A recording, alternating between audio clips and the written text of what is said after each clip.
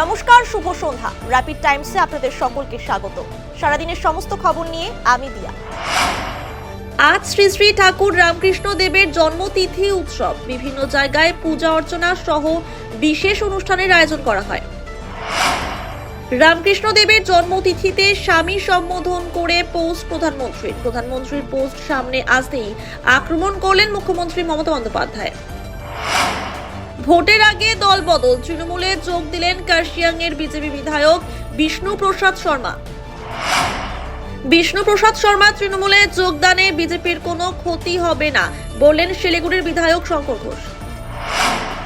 ভক্তিনগর থানা অন্তর্গত পিসি Mittal bus terminus এলাকায় বড়সড় ডাকাতির ছক ভেস্তে দিল পুলিশ, গ্রেফতার 4 দুষ্কৃতী। হোলির আগে বিহারে মদ পাচারের পর্দাফাঁস, ঘটনায় একজনকে গ্রেফতার করল প্রধাননগর থানার পুলিশ। উদ্ধার হয়েছে লক্ষাধিক টাকার মদ। অনলাইন ডেলিভারি সংস্থায় কাজ, সুযোগ পেয়ে সেখানেই চুরি, ঘটনায় 2 জনকে গ্রেফতার করল প্রধাননগর থানার পুলিশ। দিনে দুপুরে নকশালবাড়ির স্কুলডাঙ্গিতে চুরির ঘটনায় আরও একজনকে গ্রেফতার করল পুলিশ। ধৃতের হেফাজত থেকে উদ্ধার হয় চুরি যাওয়া কানের দুল।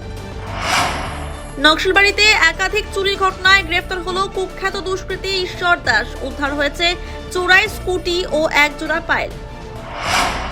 তিস্তা নদীর চরে গরু আনতে গিয়ে ধর্ষণের শিকার হলেন এক গৃহবধূ। ঘটনায় কেন্দ্র করে চাঞ্চল্য ছড়ালো জলপাইগুড়িতে।